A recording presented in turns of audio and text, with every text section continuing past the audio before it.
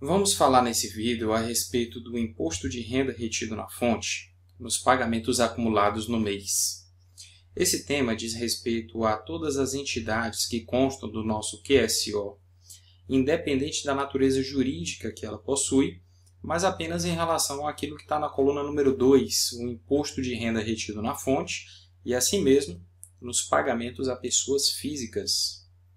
E antes de entrar no aspecto principal aqui do objeto deste vídeo, vamos lembrar como é que se calcula o valor do imposto de renda retido na fonte quando se paga a um beneficiário pessoa física.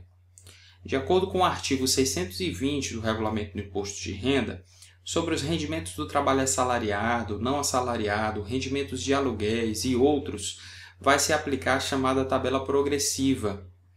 Excepcionalmente, para rendimentos que a lei deseja dispensar um tratamento diferenciado, existe um percentual especificado na legislação para aquele tipo de rendimento, de modo que esses rendimentos que estão excepcionados na lei vão sofrer a retenção do imposto conforme outros percentuais que não aqueles definidos na tabela progressiva. E a tabela progressiva para esse ano de 2012 estabelece que o valor de até R$ 1.637,11 está isento do imposto de renda, não devendo sofrer qualquer retenção. Já a faixa que vai de R$ 1.637,12 até R$ 2.453,50 está sujeito à alíquota de 7,5%, mas do valor apurado conforme a aplicação desse percentual sobre o rendimento, a fonte pagadora deve deduzir R$ 122,78. Isso porque apenas a parcela que excede ao limite de isenção é que deve sofrer a tributação dos 7,5%. Aplicando-se esse percentual sobre o total e deduzindo-se R$ 122,78, a fonte pagadora vai chegar a este resultado.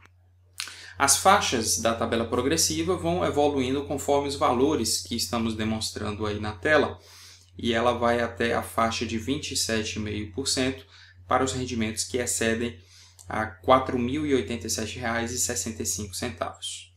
De acordo com o artigo 639 do Regulamento do Imposto de Renda, estão sujeitos à incidência do imposto na fonte, calculados na forma da tabela progressiva, ou seja, do artigo 620, quaisquer outros rendimentos pagos por pessoa jurídica a pessoa física, para os quais não haja incidência específica e não estejam incluídos entre aqueles tributados exclusivamente na fonte. Com base nesses dispositivos legais, é que a gente reafirma que a tabela progressiva se aplica como regra geral em matéria de apuração do imposto de renda na fonte.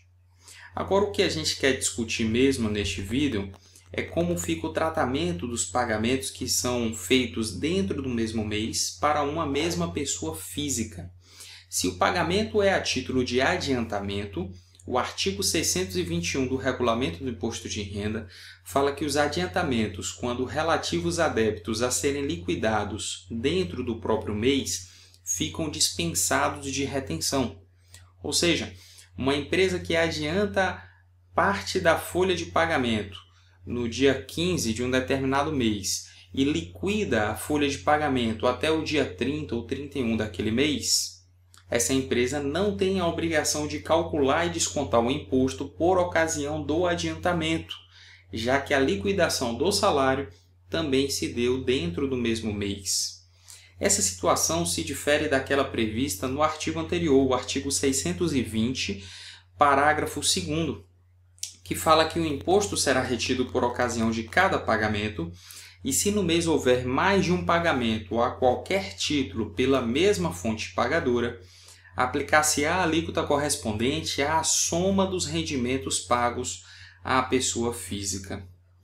Vamos ver como é que fica a aplicação dessa regra aqui do artigo 620, parágrafo 2º, no contexto hipotético que nós trazemos aqui. Uma pessoa física contratada no decorrer de janeiro de 2012 para prestar serviços para uma pessoa jurídica recebe ao final de cada prestação de serviço os seguintes valores. No dia 10 de janeiro, ela recebe o valor de R$ 1.000 como remuneração pelo seu serviço. o imposto de renda na fonte vai ser zero, aplicando a tabela progressiva, já que esse rendimento está na faixa de isenção. O mais importante é atentar para essa segunda situação, onde no dia 10 a pessoa física recebe da mesma empresa mais R$1.000, que aparentemente é um rendimento isento por também estar abaixo da faixa de isenção. Mas é aí que aquela regra deve ser aplicada para que o cálculo do imposto seja feito sobre o montante acumulado já pago dentro deste mês.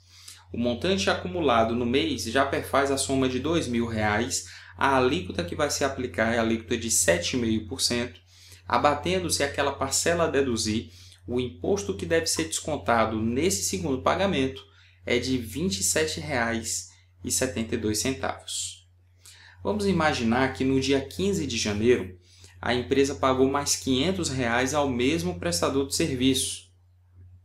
O montante acumulado no mês já vai totalizar R$ 2.500, o que vai levar esse prestador à terceira faixa da tabela progressiva, que é a faixa de 15%.